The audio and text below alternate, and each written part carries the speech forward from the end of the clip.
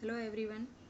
पिछले वीडियो में हमने जीन म्यूटेशन के बारे में पढ़ा, जिसमें हमने ये पढ़ा कि डीएनए की संरचना में परिवर्तन होता है, यानी कि न्यूक्लियोटाइड या नाइट्रोजनी क्षारकों में परिवर्तन होता है, तो उसे हम जीन म्यूटेशन कहते हैं। अब हम क्रोमोसोमल म्यूटेशन के बारे में पढ़ते हैं। यदि कोशिकाओं में गुणसूत्रों की कुल संख्या या गुणसूत्र सेट में परिवर्तन हो, या फिर कोई अतिरिक्त डीएनए खंड किसी गुणसूत्र में जुड़ जाए या लुप्त हो जाए, जिसके कारण गुणसूत्र के आकार और संरचना में यदि परिवर्तन होता है, तो उसे हम गुणसूत्रीय उत्परिवर्तन या क्रोमोसोमल म्यूटेशन कहते हैं। अर्थात यहाँ पर गुणसूत्र में परिवर्तन हो रहा है, या तो गुणसूत्र की कुल संख्या में या गुणसूत्र के समुच्चय या सेट में परिवर्तन हो रहा है, या फिर किसी गुणसूत्र में कोई भी एक्स्ट्रा जो खंड है वो जुड़ जाए या लुप्त हो जाए, तो या तो गुणसूत्र का आकार छोटा हो जाएगा या बड़ा हो जाएगा, अर्थात उसकी संरचना में परिवर्तन हो जाएगा। तो इस प्रकार का उत्परिवर्तन क्रोमोसोमल म्यूटेशन कहलाता है। क्रोमोसोमल म्यूटेशन है वो दो प्रकार का होता है, या तो गुणसूत्र की संख्या में परिवर्तन होता है और या गुणसूत्र की संरचना में परिवर्तन होता है। जब गुणसूत्र की संख्या में परिवर्तन होता है तो उसे संख्यात्मक गुणसूत्रीय उत्परिवर्तन कहते हैं, और जब गुणसूत्र की संरचना में परिवर्तन होता है तो उसे संरचनात्मक गुणसूत्रीय उत्परिवर्तन कहते हैं। संरचनात्मक गुणसूत्रीय उत्परिवर्तन को गुणसूत्रीय विपतन कहते हैं। इस वीडियो में हम मुख्यतः गुणसूत्रों की संख्या में जो परिवर्तन होता है उसके बारे में हम डिटेल से पढ़ेंगे। तो गुणसूत्रीय उत्परिवर्तन का पहला प्रकार है संख्यात्मक गुणसूत्रीय उत्परिवर्तन। शब्द से ही पता चल रहा है, संख्यात्मक गुणसूत्रीय उत्परिवर्तन। ऐसा उत्परिवर्तन जो गुणसूत्र की संख्या में परिवर्तन होने के कारण होता है, तो उसे हम संख्यात्मक गुणसूत्रीय उत्परिवर्तन कहते हैं। यानी कि यहाँ पर गुणसूत्र की संख्या में परिवर्तन हो रहा है। ये परिवर्तन क्यों होता है? या तो असामान्य कोशिका विभाजन होता है उसके कारण, या दो भिन्न जातियों में संकरण करवाते हैं तो उसके कारण भी इस प्रकार का उत्परिवर्तन उत्पन्न होता है। संख्यात्मक गुणसूत्रीय उत्परिवर्तन है वो दो प्रकार का होता है, सुगुणिता यानी कि यूप्लॉइडी और असुगुणिता यानी कि एन्यूप्लॉइडी। सबसे पहले पढ़ते हैं हम सुगुणिता या यूप्लॉइडी। जब गुणसूत्र समुच्चय या हम कह सकते हैं गुणसूत्र सेट में यदि परिवर्तन होता है तो उसे हम सुगुणिता या यूप्लॉइडी कहते हैं। इसको हम एक उदाहरण से समझते हैं कि कोई भी कोशिका हो, किसी भी जीव की जो कोशिका होती है, सामान्यतः उसमें जो गुणसूत्र होते हैं उनके दो सेट होते हैं, n+n बराबर 2n। n को अगुणित कहते हैं, तो ये अगुणित और अगुणित बराबर द्विगुणित, अर्थात प्रत्येक कोशिका में गुणसूत्रों की कुल संख्या 2n होती है और उसमें गुणसूत्रों के दो सेट होते हैं। जैसे हम मनुष्य में देखते हैं, मनुष्य में टोटल जो गुणसूत्र हैं वो 46 हैं, यानी कि 2n बराबर 46, और गुणसूत्रों के दो सेट होते हैं, 23 के दो सेट, 23 का एक सेट और 23 गुणसूत्र का एक सेट, यानी टोटल दो सेट होते हैं। एक सेट को n से डिनोट करते हैं और इसको हम अगुणित या हैप्लॉइड कहते हैं। तो अगुणित और अगुणित बराबर द्विगुणित। तो यहाँ पर जो सुगुणिता होती है उसमें जो गुणसूत्र के जो सेट हैं उन्हीं में परिवर्तन होता है। अब हम जानते हैं कि यहाँ पर दो सेट हैं, तो ये जो दो सेट हैं या तो ये कम हो जाए, दो की जगह एक ही रह जाए, या दो की जगह इनकी संख्या बढ़ जाए, 2n की जगह 3n 4n 5n and dot dot इस तरह से हो जाए।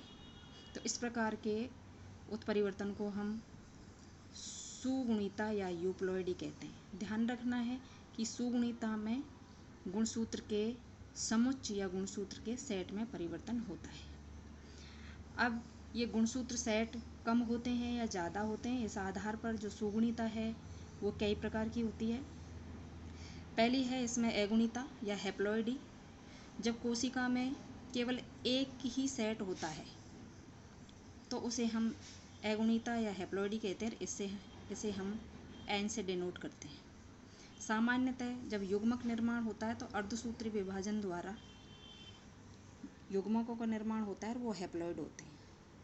कुछ जो पादप होते हैं वो भी अगुणित होते हैं, लेकिन अगुणित जो जीव होते हैं वो सामान्यतः कमज़ोर और कम ऊर्जा वाले और कम जनन क्षमता वाले होते हैं। दूसरा, यदि किसी कोशिका में गुणसूत्रों के 2 सेट उपस्थित होते हैं तो उसे द्विगुणिता या डिप्लॉइड कहते हैं। जैसे कि सभी सामान्य जो कोशिकाएं होती हैं उनमें गुणसूत्रों की संख्या 2n होती है, यानी द्विगुणित रूप में ही उपस्थित होती है। अगला है बहुगुणिता या पॉलीप्लॉइडी। जैसे शब्द से ही पता चल रहा है, बहु यानी 2 से ज़्यादा। जब किसी कोशिका में 2 से अधिक गुणसूत्र समुच्चय उपस्थित होते हैं तो उसे बहुगुणिता या पॉलीप्लॉइडी कहते हैं। जैसे कि सामान्यतः कोशिका में गुणसूत्र होते हैं 2n, लेकिन इससे बढ़कर यहाँ पर 2 सेट हैं, लेकिन इससे बढ़कर यहाँ यदि 3 सेट हो जाएं तो 3n, 4 हो जाएं तो 4n, 5n, 6n। इस तरह से यदि गुणसूत्रों के सेटों की संख्या बढ़ती है किसी कोशिकाओं में तो उसे बहुगुणिता कहते हैं। बहुगुणिता है वो पादपों में सामान्यतः पाई जाती है और काफ़ी लाभदायक होती है। जो बहुगुणित जो किस्में हैं पादपों की, उनसे बीज रहित फल प्राप्त कर सकते हैं। बहुगुणित पादपों में रोग प्रतिरोधक क्षमता अधिक होती है। बहुगुणित पादपों में बड़े फूल और पत्तियां आती हैं और आर्थिक रूप से बहुगुणित पादप अत्यधिक महत्वपूर्ण होते हैं। लेकिन यदि हम जंतुओं की बात करें तो बहुगुणिता है वो बहुत कम पाई जाती है। ये जो बहुगुणिता है पॉलीप्लॉइडी है, ये प्राकृतिक रूप से भी हो सकती है या किसी रासायनिक पदार्थ के प्रयोग से भी बहुगुणिता उत्पन्न की जा सकती है। अब यहाँ पर हमको ये पता चल गया कि गुणसूत्र सेट जब 2 से अधिक हैं तो बहुगुणिता कहते हैं उसे। अब बहुगुणिता के प्रकार। बहुगुणिता सामान्यतः 2 प्रकार की होती है, स्व बहुगुणिता और पर बहुगुणिता। स्व बहुगुणिता को ऑटोप्लॉइडी और पर बहुगुणिता को एलोप्लॉइडी कहते हैं। अब हमको ये देखना है कि स्व बहुगुणिता और पर बहुगुणिता में क्या अंतर है। बहुगुणिता है यानी गुणसूत्र जो सेट हैं उनकी संख्या 2n से ज़्यादा ही होगी, 3n, 4n या 5n होगी। लेकिन यदि एक ही जाति के यानी जो बढ़ने वाले जो संख्या है सेटों की, यदि समान जाति के हैं तो क्या कहेंगे, और यदि अलग अलग जातियों के सेट बढ़ते हैं किसी कोशिका में तो क्या कहेंगे। तो इस आधार पर 2 भागों में बांटते हैं इसको स्व बहुगुणिता, इसे हम ऑटोप्लॉइडी कहते हैं। जब 2 से अधिक गुणसूत्र सेट समान जाति के हों तो उसे स्वगुणिता कहते हैं। यानी किसी कोशिका में गुणसूत्रों की संख्या 2n से ज़्यादा है, 3n या 4n या 5n हो सकती है, लेकिन ये जो गुणसूत्र सेट हैं वो एक ही जाति के हैं, तो इसलिए उसको स्व बहुगुणिता या ऑटोप्लॉइडी कहते हैं। यदि किसी कोशिका में गुणसूत्र सेटों की संख्या 3n है तो उसे त्रिगुणित या ट्रिप्लॉइडी कहते हैं, 4n है तो चतुर्गुणित या टेट्राप्लॉइडी कहते हैं, और 5n है तो पंचगुणित या पेंटाप्लॉइडी कहते हैं। अब हमने ये जाना कि जो पॉलीप्लॉइडी है वो नेचुरली भी होती है, प्राकृतिक रूप से भी होती है, और कृत्रिम रूप से रासायनिक पदार्थों का उपयोग करके भी हम इसको उत्पन्न कर सकते हैं यदि हमें पादपों में अच्छी किस्म उत्पन्न करनी है। तो इस प्रकार यदि जानबूझकर किसी रासायनिक पदार्थ का उपयोग करके बहुगुणिता उत्पन्न करते हैं तो उसे प्रेरित स्व बहुगुणिता कहते हैं। इसका एक उदाहरण हम देखते हैं। एक रासायनिक पदार्थ है कॉलचिसिन। इससे किसी भी पादप में स्व बहुगुणिता उत्पन्न की जा सकती है। ये जो कॉलचिसिन है ये एक पौधे के घनकंद से उत्पन्न होता है और उस पौधे का नाम है कॉलचिकम ऑटमनेल। जो घनकंद होता है ज़मीन के अंदर होता है, इससे ये रासायनिक पदार्थ निकाला जाता है। और इस रासायनिक पदार्थ की खासियत क्या है कि कोशिका विभाजन के दौरान स्पिंडल फाइबर्स यानी कि तर्कु तंतु बनते हैं। यदि हम इस कॉलचिसिन का उपयोग करते हैं तो तर्कु तंतुओं का निर्माण नहीं होता है अर्थात जिस प्रोटीन से तर्कुतंतु बनते हैं उस प्रोटीन का निर्माण रुक जाता है कोल्चिसिन के कारण। अब जब तर्कुतंतु नहीं बनेंगे तो जो गुणसूत्र होते हैं वो ध्रुवों की ओर गमन नहीं करते हैं, और जब दो कोशिकाएं बनती हैं तो गुणसूत्र एक ही कोशिका की ओर रुक जाते हैं, यानी कि किसी कोशिका में तो ज़्यादा और किसी में कम हो जाते हैं। इसको समझने के लिए हम ये देखते हैं कि समसूत्री विभाजन का एक उदाहरण लेते हैं। हालांकि ये अर्धसूत्री विभाजन फर्स्ट और सेकंड दोनों में होता है, यहाँ पर हम समसूत्री विभाजन का एक एग्जाम्पल लेंगे। माने कि एक ये सेल है, द्विगुणित सेल है, इसमें 2n बराबर 4 है, यानी टोटल गुणसूत्र की संख्या तो 4 है, लेकिन सेट कितने हैं? 2, 1 और 2। जब कोशिका विभाजन के लिए तैयार होती है तो उसको हम इंटरफेज कहते हैं, और इंटरफेज अवस्था में डीएनए रेप्लिकेशन होता है, यानी कि एक गुणसूत्र है वो अपनी दूसरी कॉपी बनाता है। इस प्रकार से 4 ये जो गुणसूत्र है उन्होंने अपनी कॉपी बना ली है, इंटरफेज। फिर अब विभाजन अवस्था आती है, प्रोफेज होता है, तो धीरे धीरे ये कोशिका झिल्ली है, केंद्रक झिल्ली सॉरी, ये लुप्त हो जाती है और ध्रुवों का निर्माण हो जाता है। उसके बाद में मेटाफेज स्टेज आती है। मेटाफेज में जो गुणसूत्र हैं वो मेटाफेजिक प्लेट यानी मध्य पटलिका पर जाकर इस प्रकार स्थित होते हैं कि गुणसूत्र बिंदु या सेंट्रोमियर होता है वो तर्कुतंतुओं से जुड़ा हुआ होता है। ये तर्कुतंतु है, इनका निर्माण एक विशेष प्रकार की प्रोटीन से होता है। अब यदि कोशिका विभाजन सामान्य प्रकार का होता है तो ये जो तर्कुतंतु हैं इनमें कॉन्ट्रैक्शन होता है, यानी ये सिकुड़ते हैं। इधर वाले तर्कुतंतु इधर की ओर सिकुड़ेंगे, इधर वाले तर्कुतंतु इधर की ओर सिकुड़ेंगे, जिसके कारण सेंट्रोमियर पर प्रेशर पड़ता है और सेंट्रोमियर 2 भागों में टूट जाता है, और एक जो गुणसूत्र हैं उसकी दोनों भुजाएं अलग अलग हो जाती हैं। और अलग होके जब अगली स्टेज आती है एनाफेज में, तो सेंट्रोमियर के टूटने के कारण और तर्कुतंतुओं के कॉन्ट्रैक्शन के कारण आधे गुणसूत्र एक ध्रुव की ओर चले जाते हैं और आधे गुणसूत्र एक ध्रुव की ओर चले जाते हैं। यदि जो सेल डिवीजन है नॉर्मल है, किसी भी प्रकार की प्रॉब्लम नहीं है, तो एनाफेज में गुणसूत्र ध्रुवों की ओर गति करते हैं और एक कोशिका से 2 कोशिकाएं बनती है, और दोनों कोशिकाओं में गुणसूत्रों की संख्या 2n बराबर 4 यानी डिप्लॉयड, 2n बराबर 4 यानी डिप्लॉयड, जो कि मात्र कोशिका के बराबर होती है। ध्यान रखना, यहाँ पर जो मैंने अभी बताया इसमें किसी भी तरह की कोई समस्या पैदा नहीं हुई है, ये नॉर्मल समसूत्री विभाजन को दिखाया गया है। लेकिन यदि कोल्चिसिन रासायनिक पदार्थ का उपयोग करते हैं तो ये कोल्चिसिन है वो स्पिंडल फाइबर जो प्रोटीन है उसके निर्माण को रोक देती है। ये स्पिंडल फाइबर जो बने हैं ये बनेंगे ही नहीं, और यदि ये बनेंगे ही नहीं तो गुणसूत्र मध्य प्लेट पर स्थित हो जाएंगे, लेकिन यहाँ पर स्पिंडल फाइबर नहीं बने, तर्कुतंतु नहीं बने।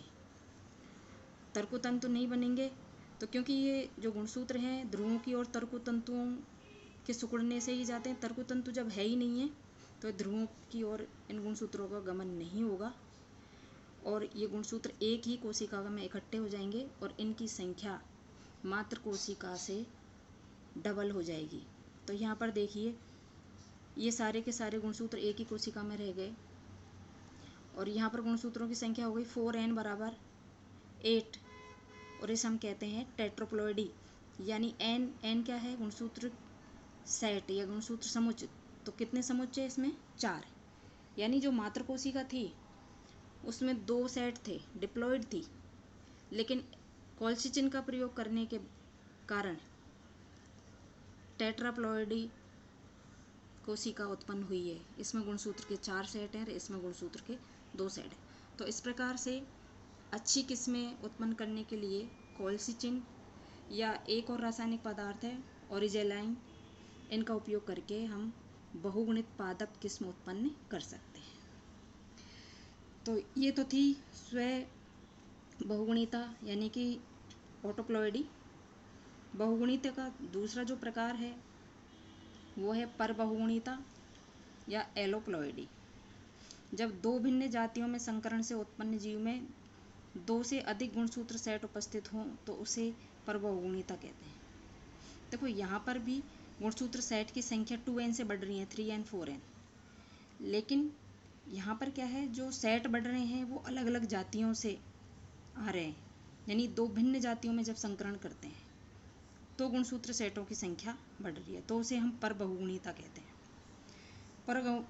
परबहुगुणिता यानी कि एलोप्लॉइडी का एक उदाहरण यहाँ पर कि रेफेनस सटाइवम मूली, जिसमें 2n बराबर 18 होता है, जब इसका क्रॉस हम ब्रेसिका ओलेरेसिया गोभी, जिसमें 2n बराबर 18 होता है, इन दोनों का आपस में क्रॉस करवाते हैं तो रेफेनो ब्रेसिका प्राप्त होती है, जिसमें 2n बराबर 36 होते हैं। कहने का मतलब इसमें गुणसूत्रों के 2 सेट हैं, इसमें गुणसूत्रों के 2 सेट हैं, तो 2 और 2 4 सेट, टोटल 36 गुणसूत्र हो जाएंगे। तो ये यहाँ पर रेफेनो ब्रेसिका है, ये टेट्राप्लॉइडी का एक उदाहरण है। इसी प्रकार से इसका दूसरा उदाहरण है गेहूँ और राई में जब क्रॉस करवाते हैं। गेहूँ है, इसमें ऑलरेडी 4 सेट है, 4n, और 4n बराबर 28 ये क्रोमोजोम की संख्या होती है। राई जो होती है उसमें 2n बराबर 14, यानी ये 2 सेट हैं। तो गेहूँ और राई का क्रॉस जब करवाते हैं तो ट्रिटिकेल बनता है, जिसमें गुणसूत्रों की संख्या कितनी होती है, टोटल तो होती है 42, और इसमें सेट कितने होते हैं, 6। 4 गुणसूत्र सेट यहाँ से और 2 गुणसूत्र सेट यहाँ से, टोटल 6 गुणसूत्र सेट हैं। इसका मतलब ये किसका उदाहरण है, हेक्साप्लॉइडी।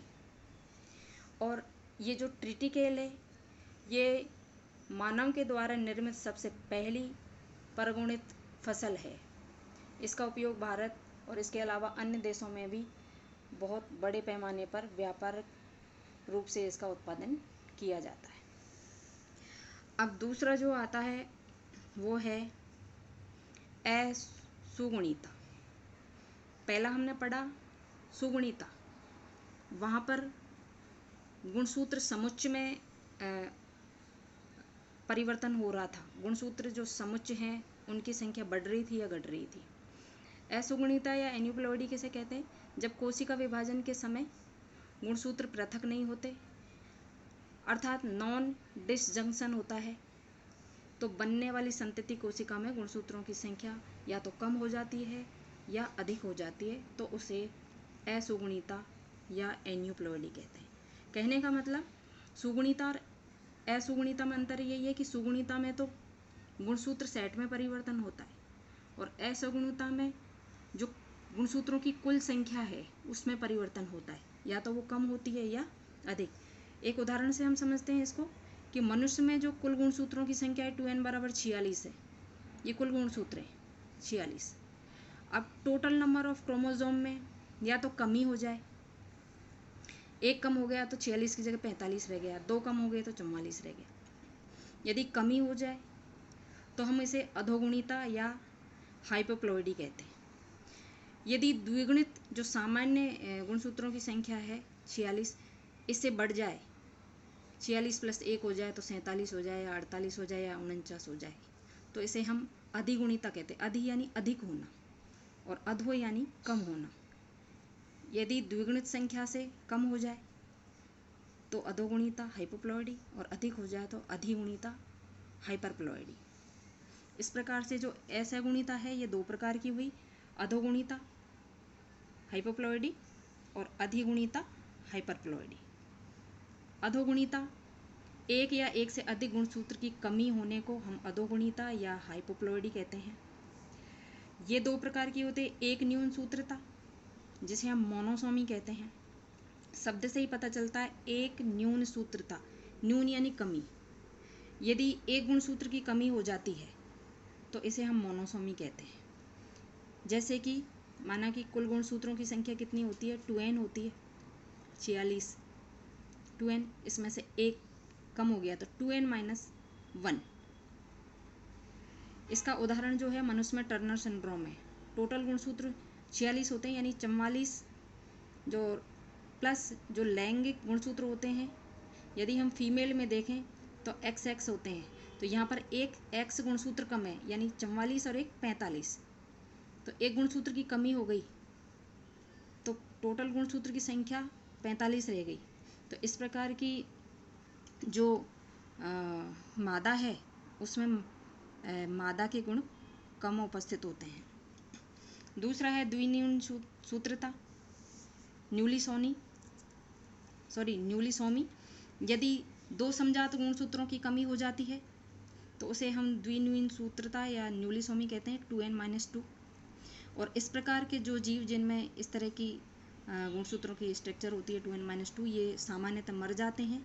ये केवल उसी कंडीशन में जीवित रहते हैं जब ये पॉलीप्लॉइडी अवस्था में होते हैं। दूसरा प्रकार है असुगुणित का अधिगुणिता या हाइपरप्लॉइडी।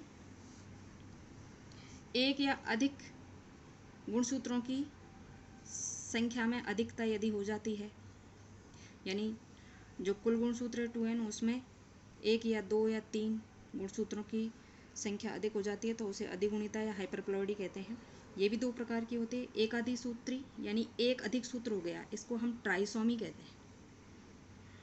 एक गुणसूत्र की अधिकता हो गई तो 2n+1, यानी मनुष्य में यदि उदाहरण देखें हम तो 2n बराबर 46 और 1 कितने हो गए 47। इसका जो उदाहरण है, दो ये डिजीज़ हैं, डाउन सिंड्रोम और क्लाइनफेल्टर सिंड्रोम। डाउन सिंड्रोम है उसमें 46 + 1 यानी 47 गुणसूत्र होते हैं। यहाँ पर जो 21वां जोड़ा गुणसूत्र है उस पर 2 की जगह 3 गुणसूत्र होते हैं। इस प्रकार से टोटल गुणसूत्रों की संख्या 47 हो गई, यानी कि एक गुणसूत्र की संख्या बढ़ गई। तो इस प्रकार के बच्चों को हम मंगोलिज्म कहते हैं। दूसरा क्लाइनफेल्टर सिंड्रोम है।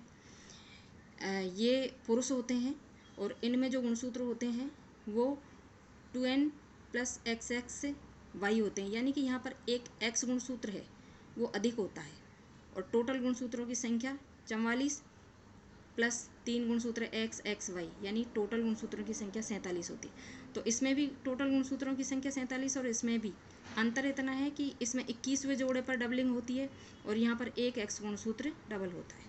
तो इसे हम एक अधिसूत्र कहते हैं। द्विअधिसूत्र या टेट्रासोमी, यदि दो गुणसूत्र अधिक हों यानी 2n+2 तो उसे हम द्विअधिसूत्र या टेट्रासोमी कहते हैं। यहाँ पर देखो हमें ये पता चल रहा है कि ये यदि मनुष्य में होते हैं, क्योंकि जो गुणसूत्रों की जो संख्या होती है वो प्रत्येक जाति में निश्चित होती है और वो जाति का एक विशेष गुण होता है। यदि मनुष्य में 2n बराबर 46 है, यदि इससे गुणसूत्रों की संख्या कम होती है या ज़्यादा होती है तो फिर मनुष्य में डिजीज उत्पन्न होती हैं जो कि मनुष्य के लिए घातक होती हैं और इनसे अधिकतर से मृत्यु हो जाती है। इस पूरे वीडियो को जो संख्यात्मक गुणसूत्रीय उत्परिवर्तन है इसको हम इस फ्लो चार्ट से आसानी से समझ सकते हैं। एक बार रिवीजन हो जाता है इससे। तो हमने देखा संख्यात्मक गुणसूत्रीय उत्परिवर्तन यानी गुणसूत्र की संख्या में उत्परिवर्तन हो रहा है। दो प्रकार का होता है, सुगुणिता यानी यूप्लॉइडी और असुगुणिता यानी कि एन्यूप्लॉइडी। अब यहाँ पर देखिए कि गुणसूत्र के सेट में परिवर्तन हो रहा है और यहाँ गुणसूत्र की कुल संख्या में परिवर्तन हो रहा है। यहाँ इस चीज़ को समझने की कोशिश करना, सुगुणिता में गुणसूत्र समुच्चय में परिवर्तन होता है, यानी 2n है तो ये वो n रह सकता है या 3n 4n हो सकता है। और यहाँ पर टोटल नंबर ऑफ क्रोमोजोम है उसमें परिवर्तन हो रहा है, कुल गुणसूत्र की संख्या में कमी या अधिकता हो रही है तो उसे एन्यूप्लॉइडी कहते हैं। यूप्लॉइडी है जिसमें सेट चेंज हो रहे हैं, ये 3 प्रकार की है। अगुणिता जब एक सेट हो, द्विगुणिता जब गुणसूत्रों के 2 सेट उपस्थित हों, और बहुगुणिता या पॉलीप्लॉइडी जब किसी भी कोशिका में गुणसूत्र समुच्चयों की संख्या 2 से ज़्यादा हो, यानी कि 3n 4n 5n 6n या इससे ज़्यादा हो। बहुगुणिता होती है वो पौधों में लाभदायक होती है जबकि जंतुओं में ये सामान्यतः नहीं पाई जाती या हानिकारक होती है। बहुगुणिता है वो 3 प्रकार की होती है। इसको 3 भागों में इस आधार पर बांटा गया है कि जो गुणसूत्र सेटों की संख्या बढ़ रही है तो क्या वो एक ही जाति के हैं या अलग अलग जाति के। यदि एक ही जाति के समान गुणसूत्र सेटों की संख्या बढ़ रही है तो उसे हम ऑटोप्लॉइडी कहते हैं। यदि दो अलग अलग जातियों के संकरण से गुणसूत्र सेटों की संख्या बढ़ रही है, दो अलग अलग जातियों का संकरण कराने पर गुणसूत्र के सेटों की संख्या बढ़ रही है तो उसे हम एलोप्लॉइडी कहते हैं। और ऑटो एलोप्लॉइडी ये इन दोनों का मिश्रित रूप है। असहगुणिता है जिसमें गुणसूत्रों की कुल संख्या में परिवर्तन होता है तो ये दो प्रकार की होती है, अधोगुणिता हैप्लॉइडी और हाइपरप्लॉइडी। यदि कमी होती है गुणसूत्रों की, एक या अधिक गुणसूत्रों की यदि कमी होती है तो हाइपोप्लॉइडी, और यदि एक या अधिक गुणसूत्रों की संख्या बढ़ती है तो हाइपरप्लॉइडी। हाइपोप्लॉइडी को दो भागों में बांटते हैं। यदि एक गुणसूत्र की कमी होती है 2n-1 तो मोनोसोमी, दो गुणसूत्र की कमी होती है 2n-2 तो न्यूलिसोमी कहते हैं इसको। इसी तरह से यहाँ पर गुणसूत्रों की संख्या बढ़ रही है, यदि एक गुणसूत्र की संख्या बढ़ी यानी 2n+1 तो ट्राइसोमी कहते हैं उसको, और यदि द्विगुणित संख्या जो 2n है उसमें दो गुणसूत्र और बढ़ जाते हैं 2n+2 हो जाता है तो उसे टेट्रासोमी कहते हैं। इनके उदाहरण यहाँ पर दिए गए हैं। मोनोसोमी का उदाहरण टर्नर सिंड्रोम है। न्यूलिसोमी का जो जीव होते हैं वो ज़्यादातर मर जाते हैं, और ट्राइसोमी है इसमें डाउन सिंड्रोम और क्लाइनफेल्टर सिंड्रोम है। ये जो डिजीज़ हैं जिनमें गुणसूत्र की जो संख्या है कुल घट गई या बढ़ गई है, इन डिजीज़ के बारे में हम अगले चैप्टर के जो वीडियो बनेंगे उनमें पढ़ेंगे इन चीज़ों को। तो शायद आपको समझ में आया होगा, और यदि आपको अच्छा लगा ये वीडियो तो चैनल को सब्सक्राइब कीजिए और जो वीडियो है उसे लाइक और शेयर कीजिए।